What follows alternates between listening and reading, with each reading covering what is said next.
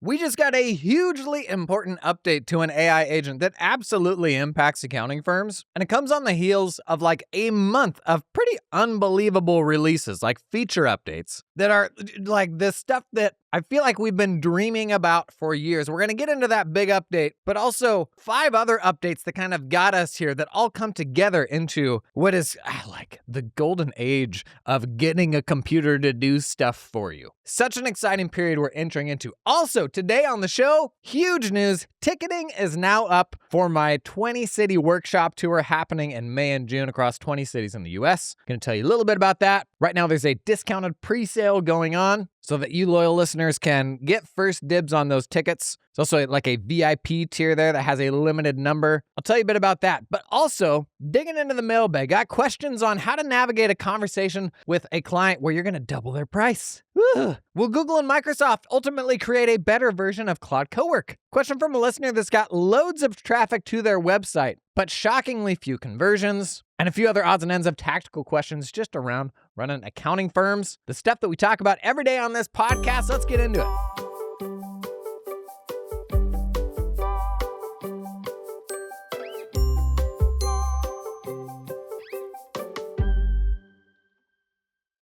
If you're new here, welcome along to the Jason on Firms podcast, where we talk all things accounting firm running, whether you are an owner, whether you work in a firm, whether you aspire to own a firm one day. This is where people come to learn how to do it, run a better one. Used to run a 40-person firm myself, and in the last few years have had the pleasure of talking with genuinely thousands of accounting firms around the world, and I steal their best ideas and claim them as my own. That's now my business model. But first, AI agent updates. Here's the thing, gang, is Claude Cowork has very quickly emerged as like the tool for accounting firms, I feel like. And it's really exciting, but it's hard because it's in this sort of nebulous place where I don't think Cowork is to the point where, for me at least, I can trust it with client-sensitive information. But as we've shown off in some videos now, what it is currently capable of would absolutely transform your accounting firm. And that is a really hard thing that people are grappling with right now, where the capability is there, but the security is not. And it's forcing a conversation in a way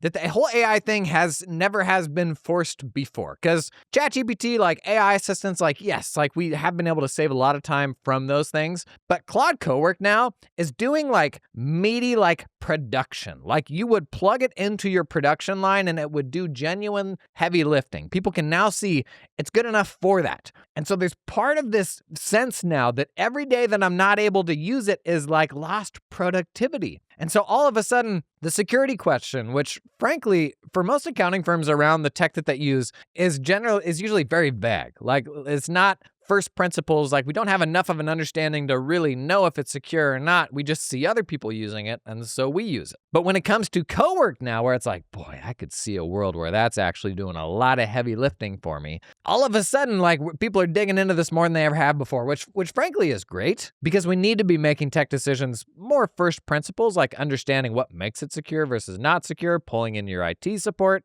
Like a lot of IT companies are very behind on this stuff too, which makes that tricky.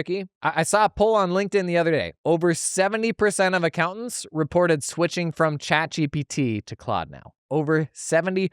That is shocking. Like 6 months ago, I never would have expected that to happen. That's where we're at today, and Claude Cowork keeps shipping unbelievably good features, while ChatGPT, I'll be honest, feels like it's floundering a little bit right now. Feels a little bit rudderless. In fact, a lot of the features that Claude Cowork shipped were pretty much ripped from OpenClaw. Some really cool, really novel things that OpenClaw was doing. If you saw the OpenClaw video that we published over the weekend, amazingly powerful OpenClaw. And in the last couple of months, Cowork has sort of swiped a lot of those best features. And now people are looking at OpenAI, who went out and hired the creator of OpenClaw for big time money. People are now looking at Anthropic, the company behind Claude, and it's like, they were kind of like, yeah, we see all that cool stuff that we did. We're not going to hire the guy that did it. We're actually just going to swipe all those features. And so the big feature that dropped just a couple of days ago, as you are listening to this, that is massive. It's a feature that they didn't even give a name. They just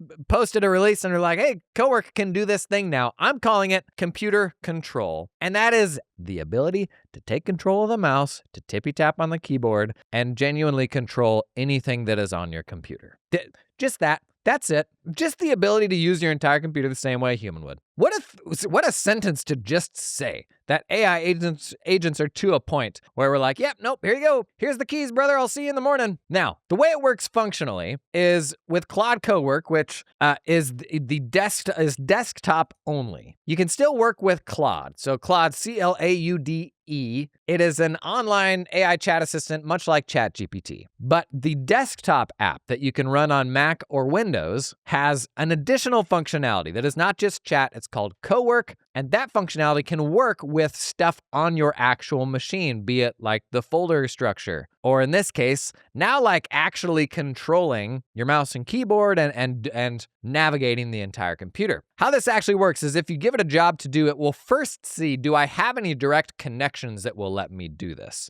So controlling your mouse and keyboard, it's kind of like the last step. Like it's the fallback if it can't find a more efficient way of doing it, because it will be slow. It won't be super performant right now. And so it's sort of like the worst case scenario, it will try to get the job done that way. But it first tries direct connections. And so for apps that Claude can have a direct connection with, so your Google Workspace apps, your Microsoft 365 stuff, your Slack, it can have a direct like API connection to those things. And so it will first try to get the job done with that direct connection. And if it can't do it, only then will it fall back to, oh, I don't have a way to work this app, so I will now take control of the computer and work this app. That is very cool, but also scary in the same way that OpenClaw is very scary, right?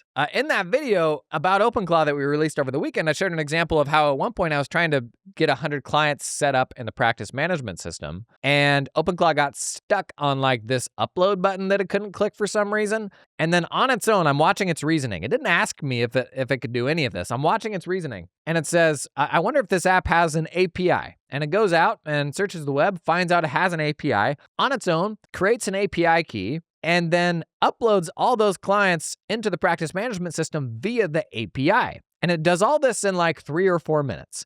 I didn't even know this practice management system had an API. Evidently, it's a new thing. It's in beta. But OpenClaw went out, figured that out on its own, and did it. And that's kind of the magic of OpenClaw, is it will just go out and do that stuff.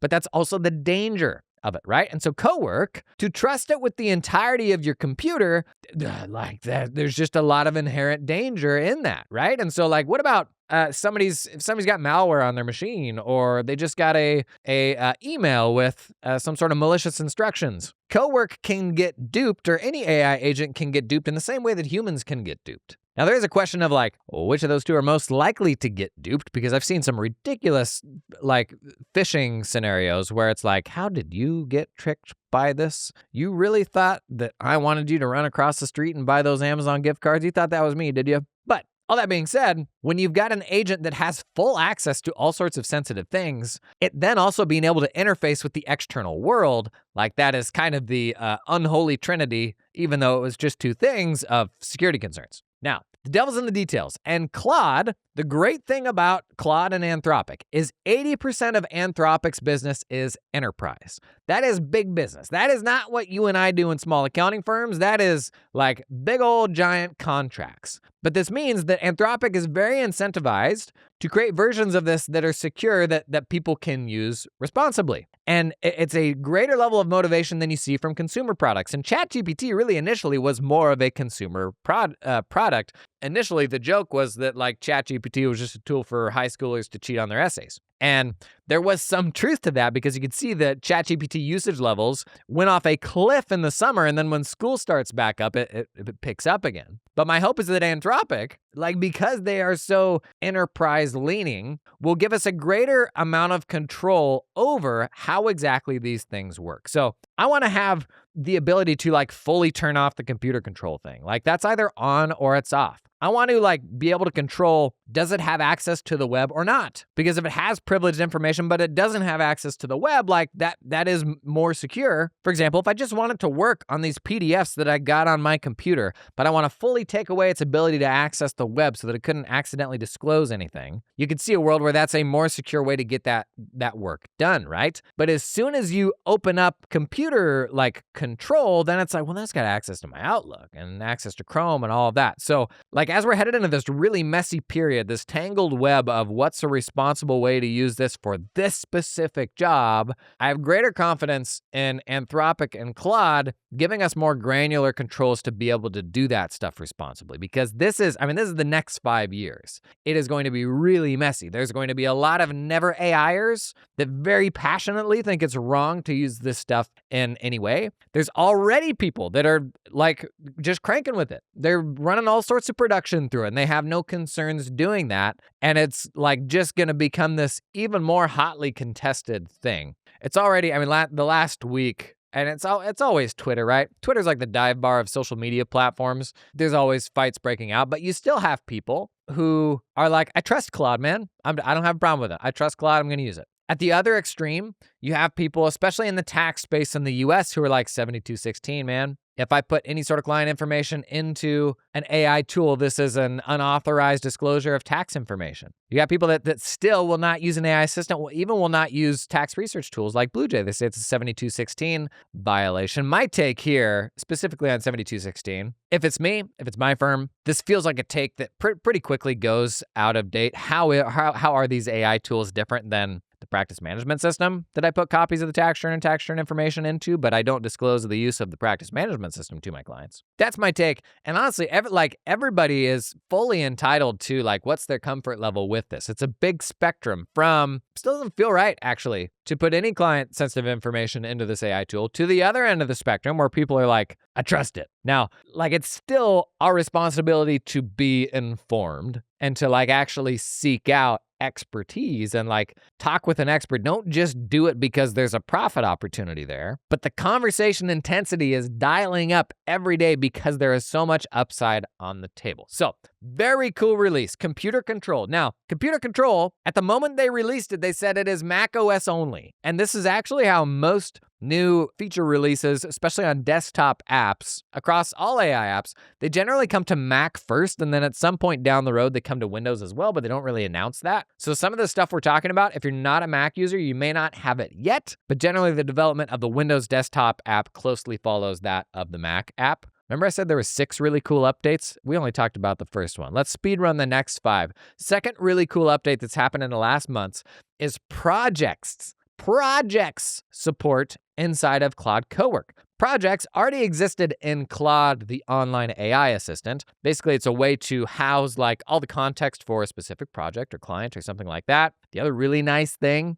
in Claude is you can actually share projects with other people in your team plan. Cowork, they launched projects as well, and projects can also have their own, in fact, by default, a project in Claude Cowork has its own folder to work out of. So any files it's creating or anything like that, they're all getting stored in this folder where it has sort of free reign to work. Now, projects, at this point in time in Cowork, unlike the online chat assistant, the Cowork projects you can't share with a colleague. And part of me is like, well, yeah, they'll roll that out eventually. But the other part of me is like, no, it's dependent on your local computer because it's got a local directory on the machine that it's working out of. So will it ever really be able to be shared? There's some aspects of Cowork that just don't map to traditional security, best practices, an app that's just SaaS, fully cloud-based, it's just a SaaS app. Security for that looks very different than an app that runs on everybody's local computers where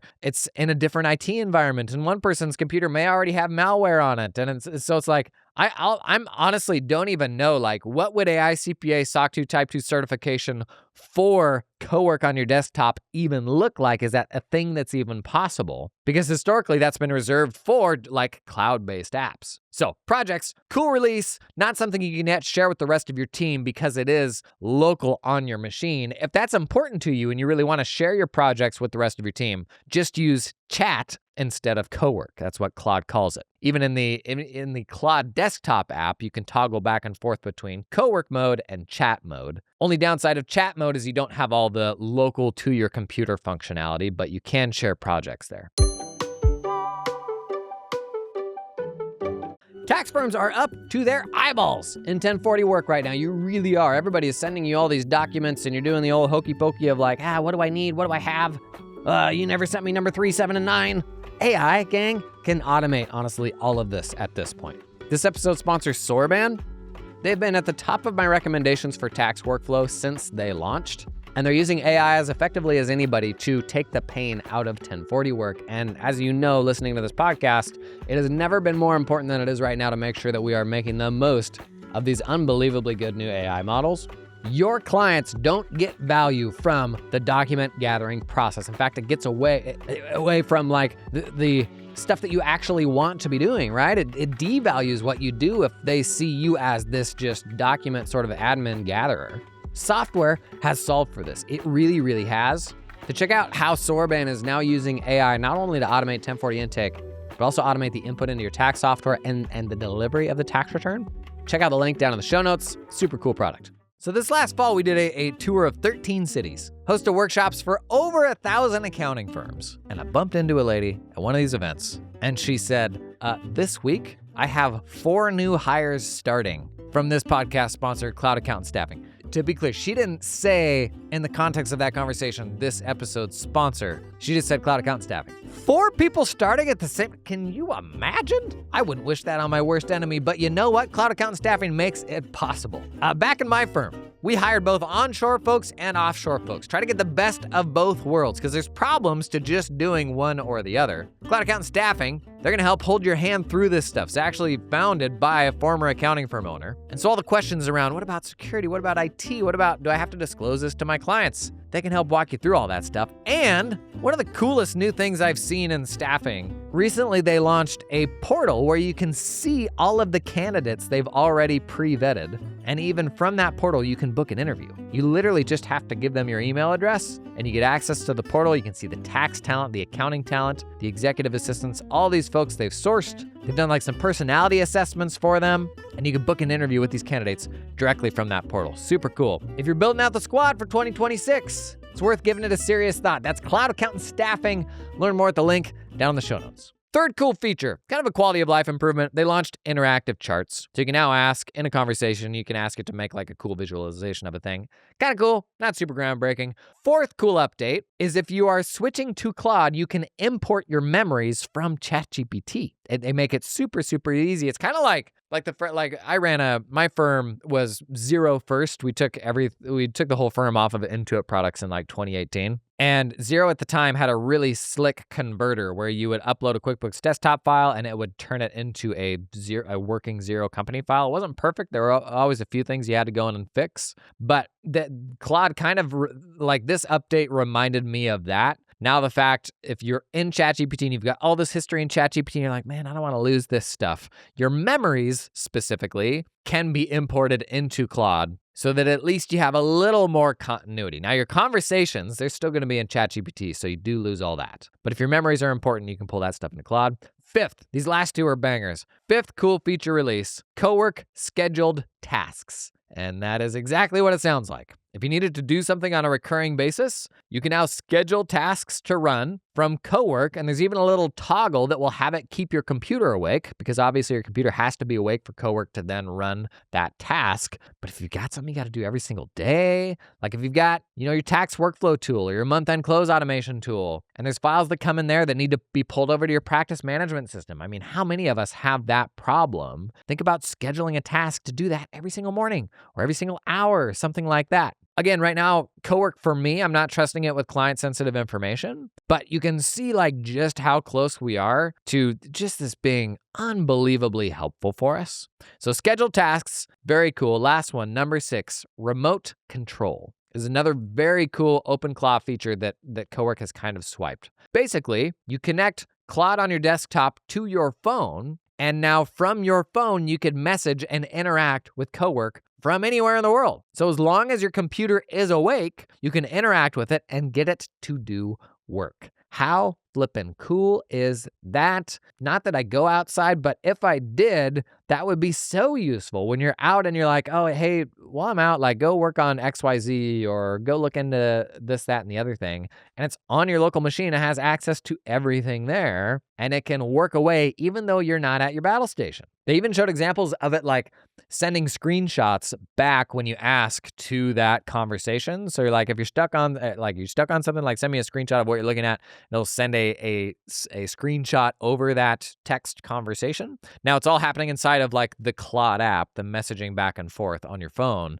But how cool is that? Like the amount of leverage that we are getting access to from our fingertips to get work done is so exciting. And I think the more real this becomes, the more aware we become of the things that we were doing and the parts of our work before that were not adding value to the client relationship. I mean, we talk so much about how we are so heads down in work that the client wanting to talk or sending you an email or asking you a question is just so irritating, right? You're like, don't you realize I'm trying to get this work done? Stop bothering me. I don't want to talk to you right now. But at the end of the day, the entire business is how did the client perceive that service that we just delivered to them, right? So what's more important than making the client feel heard and understood and valued and all of that? And there's just a lot of aspects of the doing of the work, from entering stuff into tax software to putting together work papers, all these things that for us were pretty monotonous things that are like, if you think about like the resource manager, the task manager of your computer, like, how much you got 60 Chrome tabs open and your RAM, your memory is just pegged like 100%.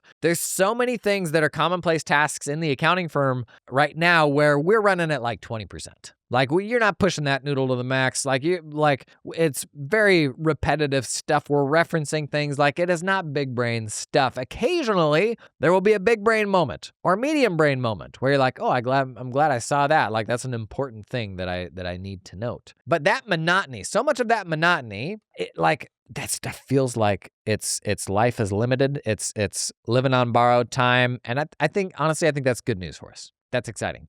Let me know your experience with Cowork. In fact, I'm especially interested in what are the ways you're finding where it can help you to be productive without necessarily wading into client-sensitive information yet, right? Because that's the question everybody gives me is like, well, if I can't put client stuff into it, what am I even going to use it for yet? And that's why we've created like a bunch of sort of like example dummy bank statements and tax docs and all that people can swipe and kind of test with. But if you're getting good value out of it, tell me how you're using it, because boy, like we've got to dig deeper into this conversation of like, what are the appropriate ways to use it right now and what has to change for the next thing to be, okay for folks to use it for. But man, you could see a world where 12 months from now or next tax season, like that just work looks completely different for us, right? I'd say we called this pretty good 2 years ago. We said 2026 will be the year of the AI agent. I think it absolutely is, right? And we are just getting started. Like this stuff will keep getting better. Really exciting. But enough about that, because I want to see you in person. I want to see the whites of your eyes, buddy. Let's talk about workshops. We don't have a transition to talk about workshops. Let's roll the roast my niche transition. Nature of the week. Nature of the week. Let's talk about the nature of the week. Events, in some ways, are now my niche, my moat, my competitive edge. As an internet grifter, you can only get so many people to believe that what you're saying is actually true and that you know what you're doing, right? But I've found the way to break through that is like in-person events. They're like, oh, I went to Jason's event. He's actually a normal person. He's got a huge rat tail that you actually never see in his videos because you only see the front perspective, so you can't see that little ponytail. It's about midway down his back. But I went to his event, seemed like a normal dude. The workshops, we first did workshops last fall. We did 14 of them, 14 U.S. cities.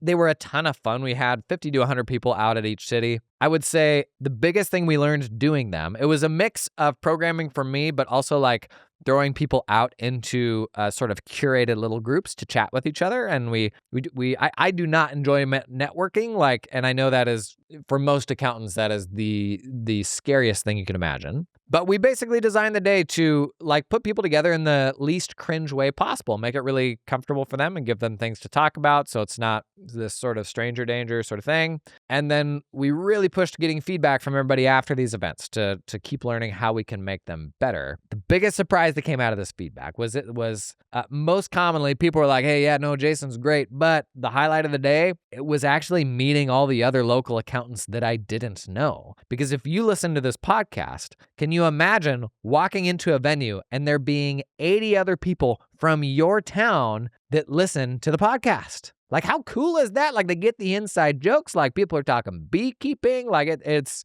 a really weird event because it is so high context. But people are meeting folks that are literally just down the road from them. A lot of people traveling from a ways away, which breaks that down a little bit. But like, I mean, we had people from 2 to 6 hours driving out to these events. And so the localness of it is a little bit less relevant for those folks. But I would say 2/3 of the room is, within 30 minutes of the event venue. And for you to be able to meet other accountants, other accounting firms that have the same way of thinking about how to run their firms and are aspiring to kind of do the same things. Like, there were so many friendships that were made. Somebody just shared on social media yesterday that they met somebody and have taken like 20 grand and referral work from them since then. Like, that was one thing I really pushed on the events was like, hey, if you got clients you need to move on, there's the entire food chain of accounting firms is represented in this room. Like, you could absolutely make some network like referral connections here today, both for people that can refer you work, but also people that you can then refer work to. Like, there's so many opportunities. Like, literal like mergers have come out of these events just from people meeting each other. And so you meet at these events and the vibes are really good. And we put a lot into them. Like, these, we do not run these at hotel ballrooms. These are all at really cool venues, like really good food and drink, like just a different level of effort than you get from accounting conferences. But the energy is so high because people are so excited to meet other folks near them that are into the same stuff.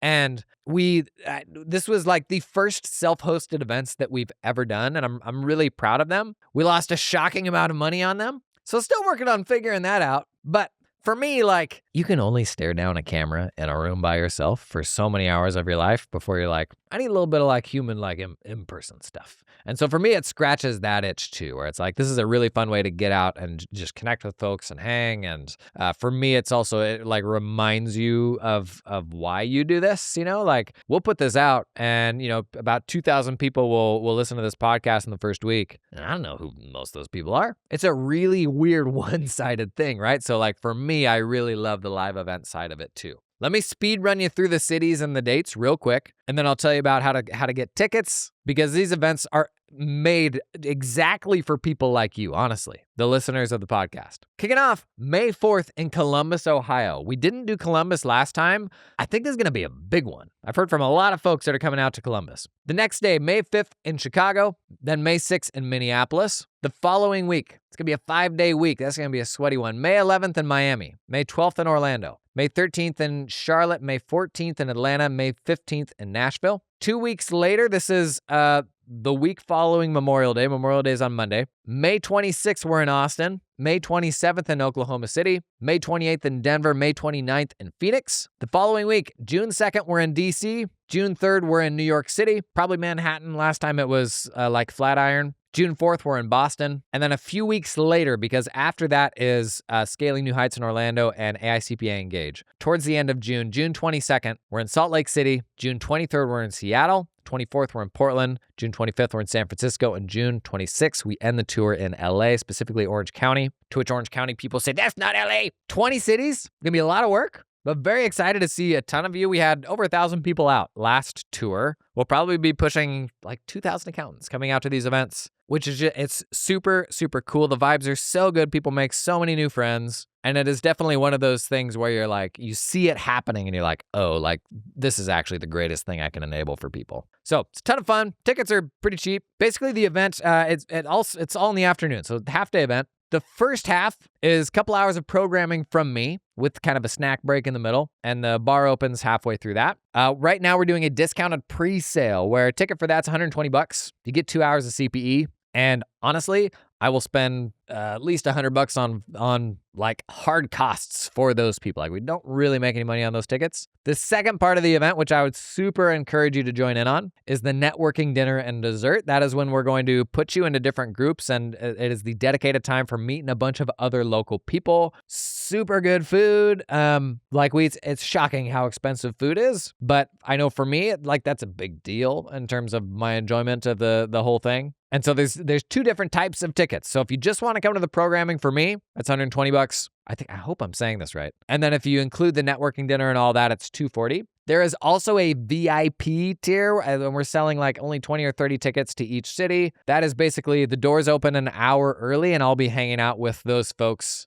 just chatting if you want some extra time to hang before the event kicks off. You're also going to meet some really cool people there too. Head over to jasononfirms.com/events. You'll see the ticketing for all the different cities there. I think I covered everything. The big question is always, where's the venue? Because like if it's in Chicago, well, what part of Chicago? Because some of that might be easy for me, some of that isn't. The truth here is, for safety reasons, we don't share that publicly. And so you will get the location either immediately upon sign up or when we decide on the venue, because some of the later stops in the tour, we will wait to decide on venues until we've got kind of ticketing pre-sales going and we have a better idea of head count. The safety thing is real for like somebody like me, but also for the people coming to the event. Like most conferences, like there is an element of security. These, we're literally just on these venues that are like street side, anybody can walk in. There's like registration and all that, and you have to be ticketed. But we have to be more mindful of like, we're not posting the location anywhere publicly. But I understand that can be a logistical headache, but tickets are refundable. Worst case, if it's in a place that like super doesn't work for you, we can always refund you. Gonna be a ton of fun. Want to see you there. If you're planning on attending, drop a comment. Tell me what city you're gonna be in. Over 500 people reached out. Actually, just shy of 500 people reached out before we even started selling tickets saying, tell me as soon as you start selling tickets, which is super encouraging. A lot of people had a great time last time and are excited to come back out. It's also like an event that's designed for your entire team. Last thing I'll say on these. The reason that I started making these workshops is when I ran a firm, I would go off to conferences and get super inspired and then come back to the firm and be like, hey guys, we got to do all these things. And everybody's like, yeah, no, like give him a couple of weeks and he'll cool off and we'll just be back to normal. So I came back to the firm and I was blocked by the same thing I'd always been blocked by, change management. And so when I go out to conferences and get inspired and get new ideas, I still couldn't execute them. And if anything, those conferences just made me more frustrated because I had this picture in my head of this reality that I could not realize. And so what's the solution? How do I get the rest of my team drinking the same Kool-Aid that I am so we're all working in the same direction? Well, flying the whole team out to Vegas to like some big conference that costs $2,000 a head, it's very expensive. Like I used to do that with my leadership team. Like I would pull more people into it and that was helpful. But how do I get the whole team on board? The only thing I've been able to figure out is you got to host a bunch of local events. You make them cheap. And I mean, you make them a half day. So it's not a huge commitment of time. And so that's the idea behind these events. While we do have a lot of like a quarter to a third of attendees last year were solo firms, but most of the rest, it was firm owners bringing their teams so that you can have this shared experience, like get on the same page with what you're trying to do, but also just like have a really cool night out with your team. Like it's kind of like the social event of the year. And so we very good feedback last time. It was like 9.2 out of 10, I think was the average from all the feedback we gathered. The vast majority of people saying they're very excited to come back next time and plan to bring even more people. So to the folks that have already bought tickets, thank you so much. If you're on the fence, man, do it. You're going to meet some really, really cool people. It's a pretty low-key event, and we try to make it like as safe and comfortable for folks that are not really into traditional conferences and like meeting a bunch of people. Like that's not my scene either. And so the whole idea is like to try to make that as comfortable as possible for folks. Okay, jasononfirms.com/events if you want to go learn more about that. But let's get to the mailbag. Let's get tactical.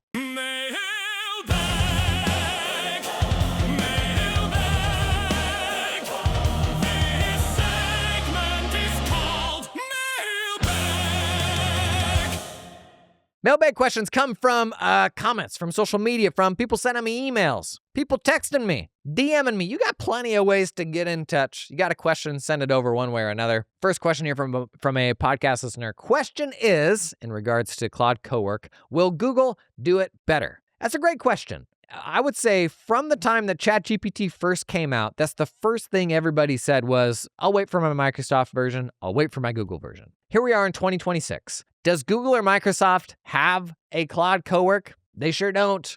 Do they even have something as good as ChatGPT? They absolutely don't. Google's getting better because the models are better, but the Google AI ecosystem is still so fragmented and doesn't really feel useful. Like the models are good, but the Google AI stuff still does not feel as useful as the alternatives. Microsoft is still light years off. And so will they do it better? Potentially, but we can't wait. And so I would say like use the best tool for the job right now, because if we're just on the sideline, then we're not learning about how to put these tools into action. So even if someday Google or Microsoft does ship a great version of this, which I hope they do, because wouldn't that be nice if it's connected to where all of our other stuff is? Like, I think we can all root for that. But the reality is it's not there today, and we still need to learn how to get to grips with these tools and make the most of them.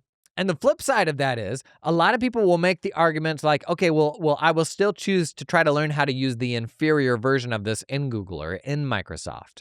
So many people have gone down this path and like bought Microsoft Copilot licenses and all that. And that is just where that stuff goes to die. Like there's actual data that shows the number of Copilot subscriptions have gone down, which is just shocking if you consider the amount of effort Microsoft's put into advertising Copilot. But the truth of the matter is, like, you're better than that. It's not worth your time. Like, don't waste your time trying to put that thing to work and get value out of it when there's this vastly better thing sitting on the shelf that can be used. Now, we still have the constraints with Cowork of, like, probably can't put client-sensitive information into this yet. And so the question of what is the best place where I can do that, it might be just Claude Chat, it might be ChatGPT, but we still have that constraint for Claude Cowork. If you are building an accounting team, you know just what a headache it is to get all of your team doing month-end closes the same way, right? There's that stage where you're all in the same room and you can kind of like keep in sync because it's such a small team. But beyond a certain threshold, you're like, oh my gosh, everybody's choosing their own adventure. These engagements are taking on lives of their own. And it is what makes the latest feature drops from this episode's sponsor, Financial Sense, ever so important. So they are historically a practice management system for accounting firms. That is Financial Sense. But they're shipping a bunch of month-end close automation features inside of Financial Sense. So it has actually a deep integration into the accounting ledger. And it is pulling all the transactions into the platform to review, like, were there any weird outlier transactions? Like, it actually goes through, like, I can't remember what it was, like 6 to 10 different categories of things that could be wrong. And it's identifying those transactions for you in an automated way. And if there's an issue, you can fix it right from within Financial Sense, and it will push that fix back to the accounting ledger. They also do the same with uncategorized transactions. So if you're doing the Amazon purchase hokey pokey with a client and you're like, hey, what is this? Can you give me a receipt? You can manage all of that from inside Financial Sense as well, giving you sort of like a single place that is everything that you need to run your bookkeeping practice. Some really cool stuff that they've been shipping, and I've got a special discount code that you can use. If you're a firm with 2 or more users, use the code JASON10 to get 10% off the annual team or scale plan. Worth checking out. I think you'll like it. To learn more, check out the link down in the show notes. It's that time of year. It really is, when your tax hosting provider absolutely grinds to a halt because everybody's in there hammering on the tax software at the same time, and the hosting servers are like, I need a break right now. There's a better approach. That approach is today's sponsor, Veritone, who will give you your own private cloud. You don't want to share a cloud with whatever other weirdos are hosting their software in your cloud with you, right? No. I don't know what that guy's doing. You want your own cloud that never slows down. And would you believe me if I told you it is cheaper than you would believe to move to Veritone from, say, your Thomson Reuters hosting, Drake hosting, something like that? It is both cheaper, it is faster. Well, that's 2 things. Kind of a no-brainer. They can move you over a weekend, and they can even handle all of your outsourced IT support, like function as your IT department. In fact, the cost to have Veritone be your IT department and do all of your hosting is less than the cost of just Thomson Reuters Virtual Office. Buddy, this one is a no-brainer. On the list of to-dos to knock out right after April 15th, buddy, you're gonna wanna talk to Veritone. To learn more, check out the link down in the show notes. A website question here. Here it is. I'm trying to figure out my website. I get a lot of traffic, very low contact rate for the website visits though. It's just a Google site with a custom URL. What's a good way to go about this? Where do I host it? What client portal do I use, etc.? I'm a single accountant, seasonal tax and bookkeeping. Just need a good landing page and client portal. To pull the client portal bit off of that, that's a whole different ball of wax. Your client portal should be part of your practice management system usually. Maybe if you're a solo accounting firm owner, maybe you get by, if you're just doing bookkeeping, with a month-end close automation tool like a Double, or a tax workflow solution like, a Stanford Tax or Trust or a Soroban. If you're solo, maybe you can get by without a practice management system, but for most people, the portal is just a button in the corner of your website that hands off to the login for your practice management system. So if I use, pick a PM, Canopy. Canopy will give me a branded landing page that is a login to the client portal. So not the firm login to Canopy, but to the client portal. On my website, all I'm then going to have is in the corner, there will just be a login button or a client portal button or something like that. You click that, and it then takes you to the Canopy login. And that handles that whole client portal side of it. So the portal itself generally isn't really factoring into your website besides just having that button. Now, the questions around like, what service do I use for this? What platform do I use for this? Honestly, to me, it doesn't really matter. There's a whole bunch of ways to skin this cat now, from like just basic website builders to even more simplistic landing page builders, which I'm probably more a fan of, because what most accounting firms need is not a website with like all these different pages. It's simply a landing page, a single page site to get a client to the next step. And so like the infrastructure, how you do it really doesn't matter to me. Like the fact that in this case, the listener is using a Google site with a custom URL, that's not the reason why you're getting a bunch of traffic, but a very low contact rate. The reason is the subject matter. And so first, like, let's talk about like how you measure, is your website or more broadly, is your marketing actually doing its job? Karen Rayburn, who runs probably the longest running marketing firm owner for accounting firms. We've had her on the podcast lots of times. Their marketing agency, wearepf.com. They do really good work, but they talk about like having a set of monthly KPIs for your marketing that's actually measuring what's happening in the same way that you would have a set of financial KPIs. So like, are we measuring what actually matters around our website? And I know the way I'm saying measuring is upsetting to a lot of people. And I can't remember what it was that got called out the other day. Bag? Bagel? I can't remember. I grew up in Oregon. And my wife grew up in, as far as I can tell, the wilderness in Minnesota. So my dialect is probably just a weird combination of things. Maybe I need a dialect coach. I was watching Deadpool and Wolverine the other day. This is a tangent. One of my favorite lines of any movie. Gambit comes out, and he's just hilarious, Channing Tatum's character. And Deadpool's like, who is your dialect coach? The Minions? Oh, so good. Anyways, so we need to measure, like, for our marketing, like, what's actually working.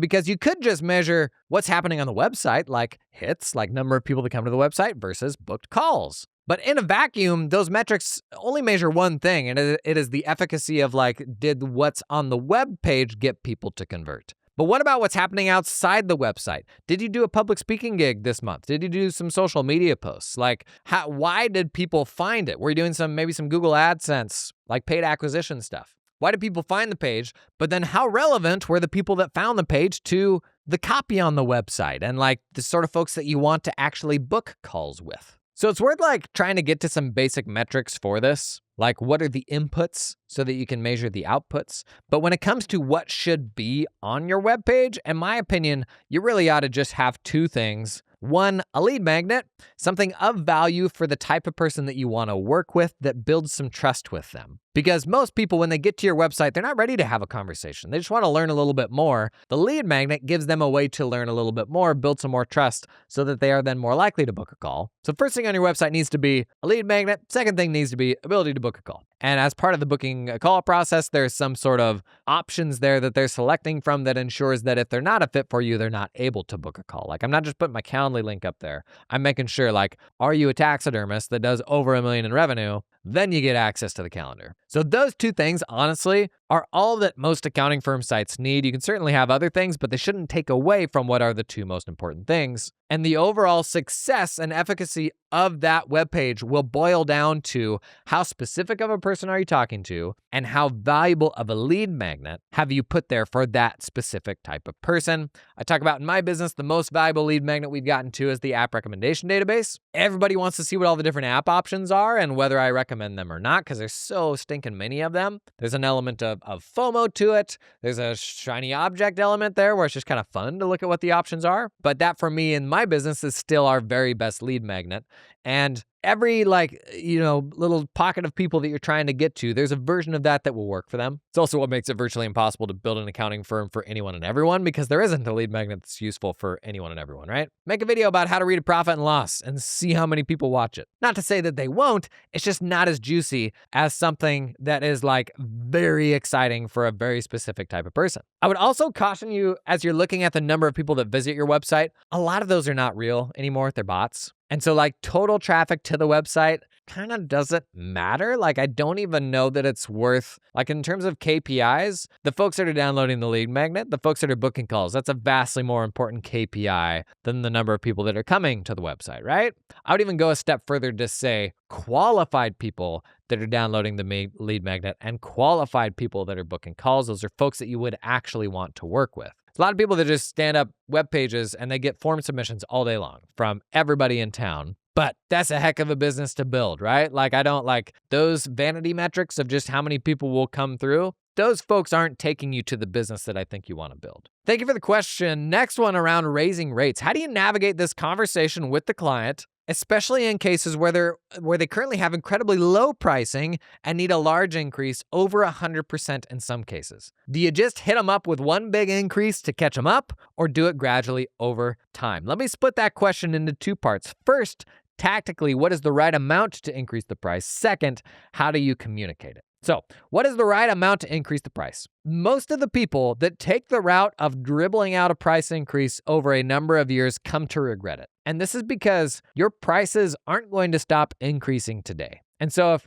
someone's at $200 and your new minimum is $700 and you're like, we're going to increase it $150 per year. In 4 years' time, I didn't even think about the math there. Just go with it. Let's say they get caught up to the minimum in 4 years' time. In 4 years' time, your minimum is not going to be $700. It's going to be $1,000. It's going to be $1,200. And you have this rolling resentment of this person where it's like, they're just not paying me enough. The reality is, if you know they got to be in a better place, you just got to do it. Because until you do, they're not getting your best because you have this sort of resentment. You're like, they won't pay me. They're not a great fit for what we're doing. And we have to be comfortable with the very likely outcome that they will say no, and they will go and find somebody else. Now, if they need to be let go, if you can't help them anymore, or if they're not a fit, the solution is not increasing their price. Because what most people will find is a shocking number of people still say yes.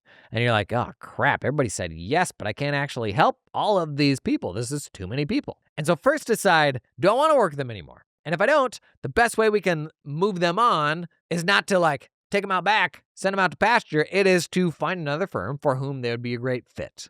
So you can say hey man, we're going in this direction. Super appreciate working with you and I've really enjoyed it. But the reality is your business's needs don't really map to where you're going. But I've got a friend over here that runs a great firm that you would be perfect for. And most of the time it's like, great, totally understand that. I'll go have a conversation with them and see what I think. This can be a very emotionally taxing thing oftentimes because these can be the folks that maybe first we're our very first clients, right? And you feel like you're letting them down. And we got to get back to this is business. Most people don't employ you to do their taxes or do their books for fun. They do it because they need a job done for their business. They don't come to you for a tax return because they're like, wouldn't it be fun to talk to a tax accountant today? Yet we on the other side of that are like, oh, but they love me. They need me. They've been with me from the beginning. I can tell you, in the case of this person that's paying a shockingly small amount of money, as much as we love to chalk this up to, oh, this person really likes me, the unfortunate truth here is the reason they're usually still with you is they can't get the same deal anywhere else. And that hurts. And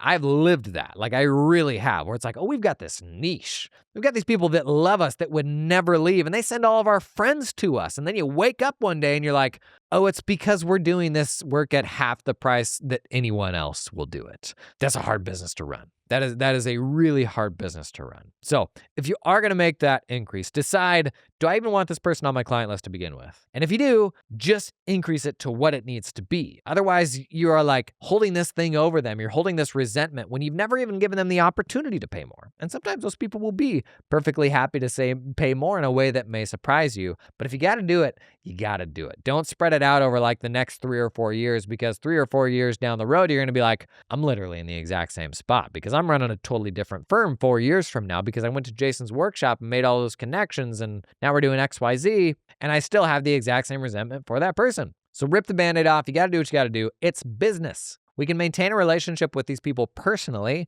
be respectful, but your businesses either align and meet a need for each other or they don't. Now, when it comes to how to communicate this, I'm not a fan of dropping the bomb in person live for the same reason that I don't deliver a tax return live or deliver financial statements live. If you do this live and in person, what you're actually doing is watching this person process and have a reaction. What I would rather do is send them the essential information, give them a chance to go through it and process it, and then have a conversation.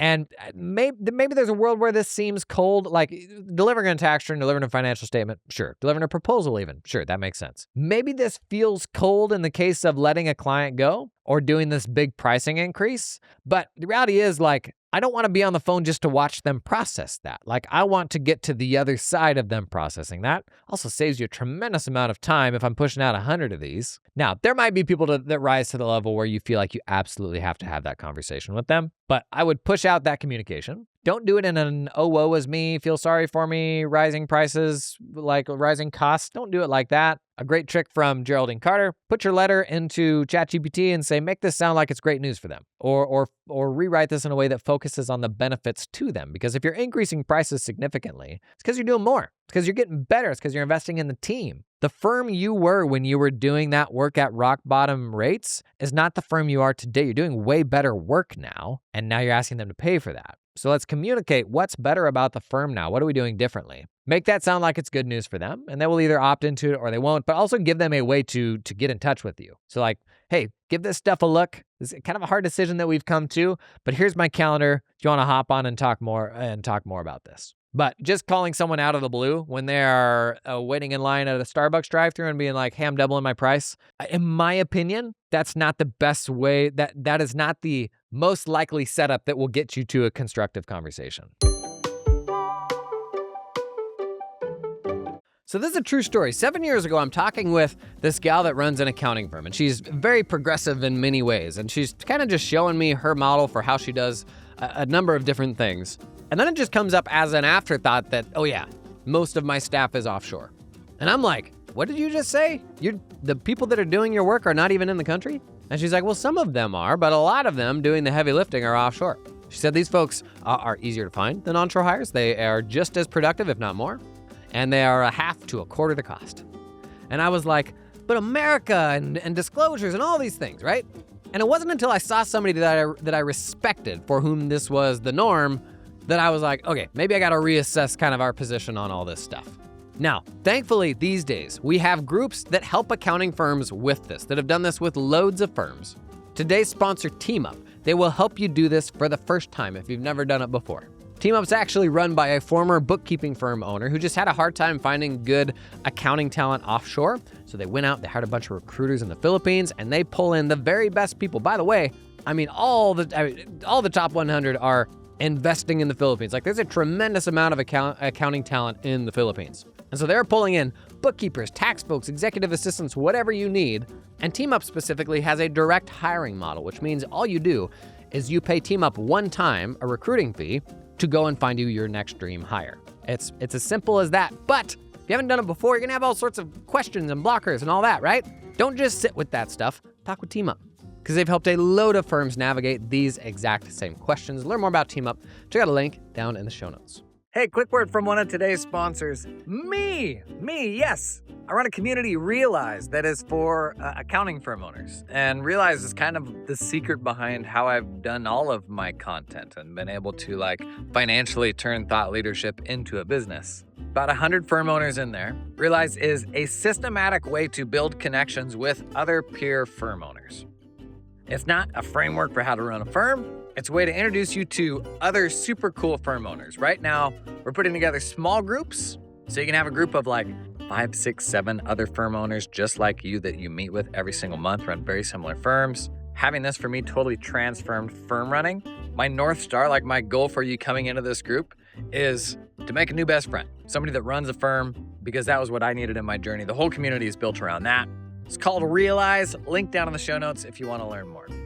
Next up, I'm struggling with setting fixed fees for clients. Basically, I've learned that every prospect basically lies and tries to downplay how much work they have. Then we end up in the scenario of having to ask for a big price increase down the line, and then we look like the bad guys. There's some real truth to that, right? I will say The more specific the type of work you're doing here, the easier. If you are serving if you're a generalist firm and every client that walks in the door is something you haven't touched before, that's an exceptionally hard thing to price accurately. If you've done 100 dentists before and the 101st dentist comes in, like, you know exactly what you're getting into. So there's like an aperture here where the wider the client base you're serving, the harder this is to do. The more specific the client base, the easier this is to do because you know exactly what you're getting into. There's a lot of dials here. There is like, what does the cleanup work, the initial sort of assessment look like? The deeper that goes, the better information you have for what the work will actually look like month over month. There's a bit of a chicken and egg thing there where it's like, well,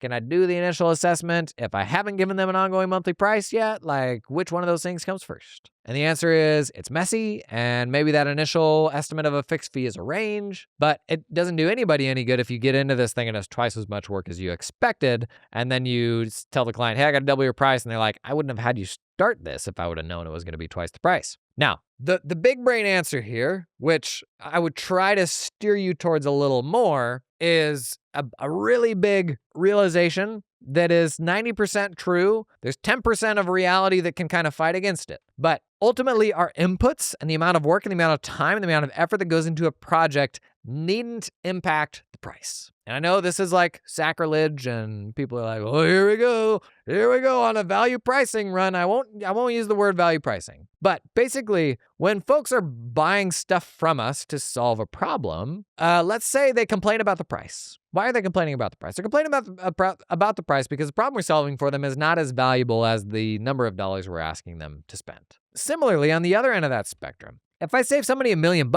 what can I charge them? If I charge them $100,000, they're probably like, dang, thanks for that $900,000, bro. Now, if that thing that I just did for them, anyone could do for them, and the guy across the street could have done just as well, then they're going to be like, well, the guy across the street doesn't charge $100,000. So, like, ultimately, how much pricing control we have, in addition to like how much value do they perceive to be here, ought to be what sets the price. And when it comes to bookkeeping work, which is usually where fixed fees are coming into play, the best way you can do this is with full-time employee replacement framing. So if I'm going into a situation where it would have been half of somebody's time to do this work, and the owner would have had to manage that person and source the person, all that stuff, rather than saying, here's what bookkeeping costs, I'm going to come in and say, here's what it would cost for you to do this in-house. And actually, we can do it at pretty much the same cost, and you don't have to manage us in the same way that you'd have to manage an employee. So that is taking the framing away from how much work is this going to be for you to what is this actually worth for your business? Of the options that the business owner has right now, how can I be the best one and still get paid very well to do this work? Now, the same issue applies, and this is kind of a big limitation with value pricing, is if I save someone $1 million, I charge them $100,000, but the guy across the street will do the same work for $10, they won't come to me. So you still have the issue of how scarce am I? Am I the best person to do this for taxidermists? If I am, then they're going to come to me no matter what. In my firm, when I built our CAS practice, most of the people that were coming to us were like, you are the shop to do dentists. We know that you do this, you do DSOs, we know that you are the best to do this. And so I could frame it this way to say, hey, do you want this to take half of your office manager's time or half your practice manager's time who you're paying $100,000 a year and that's $115,000 all in? Or do you want us to do this and they can actually focus on, billing or revenue generating activities? It's a no-brainer. If you pull us in, we'll do it at, $3,000 a month, $4,000 a month. It's just under half the cost of this person's time. They're making you more money and you don't have to manage us when we do this work correctly in the way that you had to manage that individual. And for them, they're like, yeah, total no-brainer. But had that conversation been, well, here's what the average bookkeeping fee is for this and that, and wow, we think this is going to take about 7 hours. That sort of talk is just inviting negotiation around how much effort is put into it. And then down the road, when you get more efficient and it takes you half as much time, the client's going to be like, so am I going to pay you half as much money now? And no, I don't want that. So as much as you can, try to set the conversation around what are the options to them and how do we become a no-brainer option that is superior to any alternatives that might be out there. And I don't want to make that sound easy because there's an element of like internal monologue too there where you're like, I'm not better than anybody else. How am I ever going to make that point? But that is ultimately what we should strive to do. Doesn't mean it's going to be possible day one, but we should strive to get to that point where we are pricing based on like what are their options and how valuable is this to them. 3 more to go. Hey, Jason, I had a question around ChatGPT/Claude for solo firms. You say firms should be using the Teams plan on these platforms due to increased security, but these plans have a minimum number of users. For a solo firm like mine, how do we navigate this? I don't really want to pay for a plan with 5 users when I'm the only one using it. That sucks, man. It does. And I don't have a great solution for you. And this is another example of where software companies have a really hard time serving small and solo businesses. I mean, an example inside of our space, Sorban, a tax workflow solution. I think they have a minimum contract size basically of 200 tax returns. And if you're smaller than that, they won't work with you because there's a threshold beyond which the effort that goes into onboarding and training and all the setup and all that, if a firm's going to bring them 15 tax returns, the cost they have into that is way more than the fees that they will get for your usage of the software. ChatGPT and Claude increasingly are going more enterprise, and there just isn't the same level of enthusiasm to help like solo owner businesses like that. So like you end up in a really tough spot. And I wish I had a better solution for this. There is part of me that's like $120 a month for yes, you're gonna have some extra seats, but like I still think it's worth $120 a month. I wish I had a better answer for you. That does kind of suck. It doesn't kind of suck, it super sucks. And it creates an opportunity for somebody else to come in for sure and be the solution for solo folks. But right now with ChatGPT and Claude, it does put you in a bad spot. Because the consumer plans, even the premium consumer plans, they're not an option. Like they don't come with the same business level security. Even the $100, $200 max plans for Claude, they don't come with the same security. They come with way higher usage limits, but I wouldn't use them for business stuff. Last question from Gregor. On the subject of Claude Cowork, one insight that stood out for me was using Cowork to automate receipt matching. This is a super tedious thing for us. Has anyone explored further how this can be used for large-scale clients? So matching a large volume of receipts with transactions. I think this is probably trying to use the wrong tool to solve that problem. If you have a large client, they need a proper big accounting ledger. And so this is probably a solution where I'm going to look to the ledger first. Like QuickBooks Online has pretty all right receipt matching. But if it's a good sized company with a lot of volume, like there isn't enough interoperability between Claude Cowork and an accounting ledger right now to like do that stuff seamlessly. And we've got dedicated tools for it. Like if you got a huge volume for this, go grab like Dext. Like Dext is like the leader for big heavy lifting document processing, and it integrates with your accounting ledgers, so it will push those receipts into the ledger. So while Claude Cowork could do this at a large scale, it'd probably be expensive, honestly, and kind of slow, so it's probably not the right tool for the job in this case. I was actually talking with the Digits folks about this the other day. Digits, they run a kind of an AI-first accounting ledger. Got a video coming on how their platform works. It should be pretty cool, a sponsored video. But they watched the Cowork video and they're like, hey, this is how we do this. Like Digits will do bank statement extraction automatically and receipt matching automatically. And they're like, our platform does a lot of these things you're demonstrating over there. So when would you use Cowork for that job versus, the accounting ledger, the right tool for the job? With the Cowork examples, I think oftentimes it's the itty bitty stuff, where I don't want to burn another $20 a month or $60 a month on this accounting ledger subscription. I just want to do the quick and dirty version over here. That's where this all starts. And so Cowork, ChatGPT, I think it's always been best at the very simple situations that are kind of unserved by the other tools that are out there, right? Like, my goodness, I don't want another QuickBooks subscription. So that's where it starts. It's not where it ends, because there's a world where these things are 100 times as powerful and they can do vastly bigger projects. But today, I think they're starting with the small projects. So specifically to this question, for a large client with a large volume of transactions, I probably wouldn't wade into using Cowork for that. I'd probably use like a proper tool that just does that job really, really well. Thank you for the question. You got questions, keep them coming, man. Whether it's AI stuff, whether it's accounting firm strategy, honestly, anything to do with running an accounting firm, or as I'm increasingly calling it, firm maxing. Firm maxing. That's what we're going to call it now. We got proposal maxing. We got accounting firm maxing. That's what we do here. I don't know. It feels a little too sweaty for me. Gang, thanks for being here, and I'll see you next time.